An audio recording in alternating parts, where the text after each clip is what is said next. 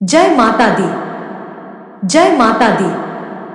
प्रतिवर्ष आषाढ़ शुक्ल त्रयोदशी के दिन विशेष व्रत जया पार्वती व्रत अथवा विजया पार्वती व्रत किया जाता है।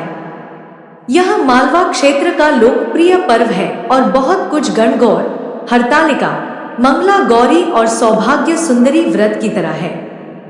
इस व्रत से माता पार्वती को प्रसन्न किया जाता है। पौराणिक पुराणों के अनुसार यह व्रत स्त्रियों द्वारा किया जाता है। माना जाता है कि यह व्रत करने से स्त्रियों को अखंड सौभाग्यवती होने का वरदान प्राप्त होता है। मान्यताओं के अनुसार इस व्रत का रहस्य भगवान विष्णु ने मां लक्ष्मी को बताया था। कहीं इसे एक दिन और कहीं इसे 5 दिन तक मनाया जाता है। बालू रेत का हाथी बनाकर उन पर 5 प्रकार के फल, फूल और प्रसाद चढ़ाए जाते हैं।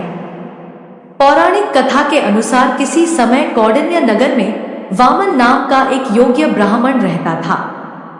उसकी पत्नी का नाम सत्या था। उनके घर में किसी प्रकार की कोई कमी नहीं थी, लेकिन उनके यहाँ संतान नहीं होने से वे बहुत दुखी रहते थे। एक दिन नारद जी उनके घर पधारे। उन्होंने नारद की खूब सेवा की और अपनी समस्या का समाधान पूछा।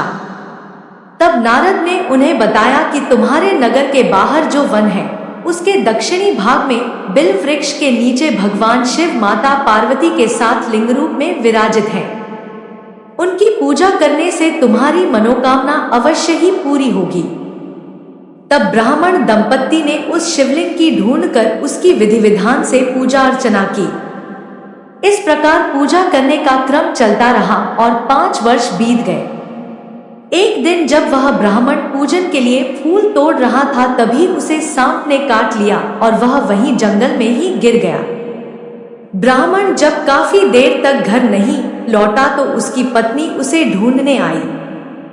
पति को इस हालत में देख वह रोने लगी और वन देवता व माता पार्वती को स्मरण किया।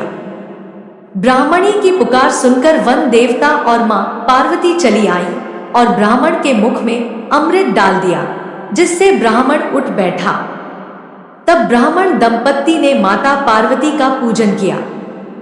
माता पार्वती ने उनकी पूजा से प्रसन्न होकर उन्हें वर मांगने के लिए कहा। तब दोनों ने संतान प्राप्ति की इच्छा व्यक्त की। तब माता पार्वती ने उन्हें विजया पार्वती व्रत करने की बात कही।